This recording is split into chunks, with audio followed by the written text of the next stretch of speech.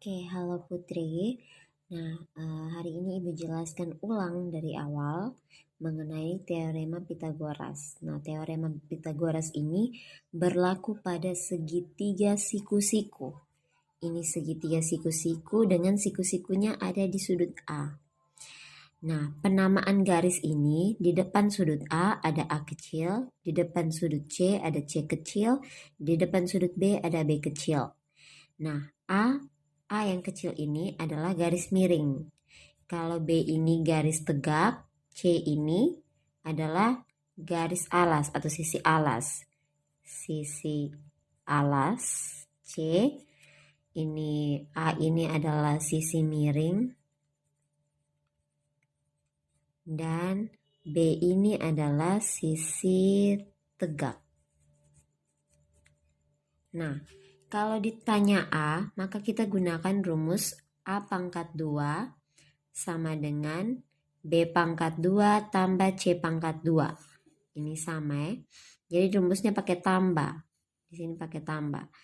Nah, kalau ditanya B atau sisi tegaknya, atau kalau ditanya sisi tegak, berarti kita pakai B kuadrat sama dengan A kuadrat kurang C kuadrat.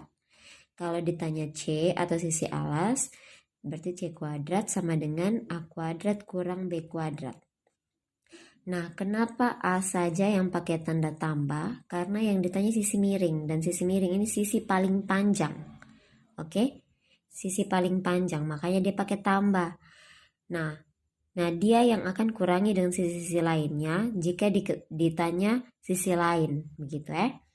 Nah, yang harus kita ingat itu bilangan kuadrat. Di sini ada 1 pangkat 2 sama dengan 1. Nah, 1, 4, 9, dan seterusnya ini merupakan bilangan kuadrat. Kita langsung pada contoh. Nah, di sini ada sisi ini 12, ini Ki, ini 20. Nah, Ki ini yang ditanya, kira-kira Ki berapa ya? Nah, ingat sisi miring, kita lihat ya, sisi miring selalu di depan sisi, sisi miring selalu di depan sudut siku-siku. Maka kita lihat tanda siku-sikunya ada di atas sini. Di depan dia ada 20, berarti 20 ini sisi miring. Nah, kalau kita balik begini, berarti yang ditanya ini adalah sisi tegak. Nah, makanya kita gunakan rumus yang kurang. Jadi, Ki pangkat 2, atau di sini Ki kecil dia taruh, Ki pangkat 2 sama dengan di sini 20 pangkat 2 ya. Ini dia salah tulis, ini 20 pangkat 2 tambah 12 pangkat 2. 20 pangkat 2 itu kan sama dengan 20 kali 20. Oke, hasilnya adalah 400. Kalau 12 pangkat 2 berarti 12 kali 12. 12 kali 12. Kali 2 kali 2, 4. 2 kali 1, 1. 2 kali 1, 2. 1 kali 2, 2. 1 kali 1, 1. Dijumlahkan jadi 4. 2 tambah 2, 4. Satunya turun. Jadi 144. Maka hasilnya di sini 144. A pangkat 2 sama dengan 400 kurang 144. Ini kurang ya. Ini kurang seharusnya. Kita pakai rumus yang kurang. Jadi pakai yang ini ya. Ini tidak. Oke. Kita pakai yang ini. Maka diperoleh Ki pangkat 2 sama dengan 256. Akar dari 256 ini adalah 16. Oke. Nah, ini cara cari ini akar 256. Ini kita peroleh, kita bagi 2. Dengan yang sebelah kanan harus lebih banyak. Maka 2 ini berapa bilangan kuadrat yang hasilnya mendekati 2 atau sama dengan 2. Nah, kita lihat bilangan kuadrat yang mendekati 2 hanya 1 pangkat 2. Jadi di sini 1 kali 1 sama dengan 1, jadi 2 kurang 1 sama dengan 1. Nah, 1 ini lebih besar 0. Terus kita lihat lagi, di sini bilangan terakhirnya adalah 6. Kita lihat bilangan kuadrat yang terakhir 6. Ada 4 pangkat 2 dan 6 pangkat 2. Nah, karena di sini hasil 2 kurang 1-nya sama dengan 1, dia lebih besar 0, maka kita gunakan angka yang paling besar di antara 4 dan 6. Jadi hasilnya adalah 16. Satunya dari sini. Jadi di sini sama dengan 1 dan 6. Jadi 16. Sama atau dengan di atas. Seperti itu. Nah, kita lanjut. Itu tadi contoh untuk menentukan salah satu sisi ya. Kalau ditanya sisi miring, berarti kita pakai rumus yang tambah. Ingat pangkat 2-nya. Kalau ditanya sisi tegak, kita pakai rumus yang kurang. Ini kurang ya. Ini nih. Oke. Selanjutnya materi kita adalah mengidentifikasi jenis segitiga berdasarkan triple Pythagoras. Oke. Nah, caranya bagaimana? Nah, misalnya di sini ada segitiga dengan ada A, B, C. Itu panjang sisi-sisinya. Segitiga itu dikatakan lancip ketika A pangkat 2 dia lebih kecil dari B pangkat 2 tambah C pangkat 2. Berarti kita cari sendiri-sendiri. A pangkat 2 berapa, terus B pangkat 2 tambah C pangkat 2-nya berapa. Kalau tumpul, berarti A pangkat 2 ini lebih besar dari B pangkat 2 tambah C pangkat 2. Itu tumpul. Kalau sikut-sikut, berarti sama dengan tandanya. Nah, sekarang kita mau identifikasi kira-kira bilangan 7, 10, 12. Jadi di sini ada segitiga dengan panjangnya 7, 10, 12. Nah, yang pertama kita harus ingat A-nya itu sama dengan 12. Kenapa? Karena sisi miring itu adalah sisi paling panjang dalam segitiga. Terus kita lanjut. B itu 7 dan C-nya itu 10.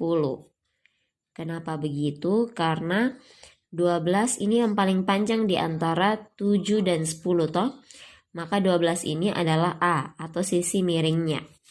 Berarti kita cari masing-masing. Ingat rumusnya harus A pangkat 2 ini apakah lebih kecil, lebih besar atau sama dengan dari B pangkat 2 tambah C pangkat 2. A tadi kan sama dengan 12. Berarti 12 pangkat 2 sama dengan 144. Apakah dia lebih panjang dari B pangkat 2 tambah C pangkat 2? B-nya itu 7 pangkat 2.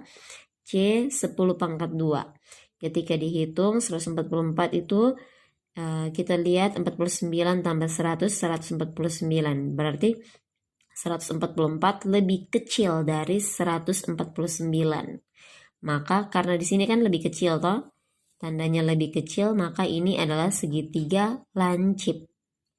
Oke, bagaimana kalau dengan 24 dan 25? Nah, 25 ini A, 7 ini B, 24 ini adalah C. Ingat kenapa? Karena 25 kan yang paling panjang, maka dia adalah sisi miring. Maka kita langsung 25 pangkat 2, tandanya ini kan kita belum tahu. Berarti 7 pangkat 2 tambah 24 pangkat 2. Ketika kita hitung 625 titik-titik, ini kan belum tahu tandanya. 49 tambah 24 kali 24, kakak coba cakar sendiri, 576. Apakah sama dengan ibu atau tidak? Nah, hasilnya sama-sama 625, maka tanda di antara mereka adalah tanda sama dengan. Ingat, kalau tandanya tanda sama dengan, maka dia adalah segitiga siku-siku. Nah, ini contohnya. Silakan kakak dalami lagi. Jika kurang mengerti bisa tanyakan ke ibu. Nah, di sini ada tugas. Nah, tugas ini kakak bisa tanya di teman-teman. Nah, di sini juga ada contoh. Nah, contohnya begini. Anita menjemput Rahma untuk berangkat ke Taman Nostalgia. Nah, rumah Anita berada di sebelah barat rumah Rahma. Ingat, Ibu tulis utara, timur, selatan, dan barat. Ingat, dia bilang tadi rumah Anita berada di sebelah barat rumah Rahma. Berarti rumah Anita di barat, rumah Rahma di timur. Oke? Utara, timur di kanan, bawahnya selatan, baratnya kiri. Oke. Sedangkan Taman Nostalgia tepat berada di sebelah selatan rumah Rahma. Ingat, selatan toh? Maka dia di bawah, tepat di bawah. Oke? Lurus-lurus di bawah.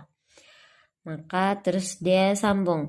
Jarak rumah Nita dan Rahma 5 kilo. Berarti di sini 5 kilo. Terus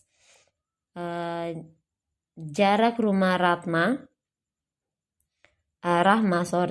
ke Taman Nostalgia adalah 12 km. Berarti Rahma ke Tamnos. Berarti di sini 12 km. Terus dia bilang, tentukan jarak rumah Anita ke Taman Nostalgia. Jadi rumah Anita di sini, Taman Nostalgia di sini. Ini yang ditanya. Nah, setelah kita lihat, ternyata ini membentuk segitiga siku-siku toh. Dengan yang ditanya ini adalah sisi miring. Oke? Maka cara kerjanya, misalkan sisi miring ini atau jarak rumah Anita ke Taman Nostalgia ini dengan X. Maka X pangkat 2 sama dengan 5 pangkat 2 tambah 12 pangkat 2. Kenapa pakai tambah? Karena yang ditanya adalah sisi miring. Oke? Maka X pangkat 2 sama dengan 25 tambah 144. X pangkat 2 sama dengan 169. X sama dengan akar dari 169. X sama dengan 13 km. Nah, kita cakar sama-sama. 169 akar. Nah, ini kan 1. Berapa bilangan kuadrat yang hasilnya 1 atau mendekati 1? Kita lihat lagi yang tadi. Ini ternyata ada nih 1 pangkat 2. Berarti hasilnya di sini 1 pangkat 2 sama dengan 1. Kan ini yang di sebelah sini hasilnya, ini kotaknya hasil. Oke, kurang. Kita kurangi. Nah, ini ternyata hasilnya 0. Ingat, 0 ini tidak lebih besar dari 0 atau dia sama dengan 0. Maka, nah kita lihat lagi. Bilangan terakhirnya 9. Cek lagi. Bilangan kuadrat yang terakhir 9. Ada 3 dan 7. Oke, kita pilih 3 atau 7. Nah, karena 0 ini tidak lebih besar dari 0 atau dia sama saja, maka kita ambil bilangan terkecil yaitu 3. Maka hasilnya adalah 13 km. Oke, sampai di sini penerapannya. Untuk contoh penerapan lainnya akan Ibu jelaskan.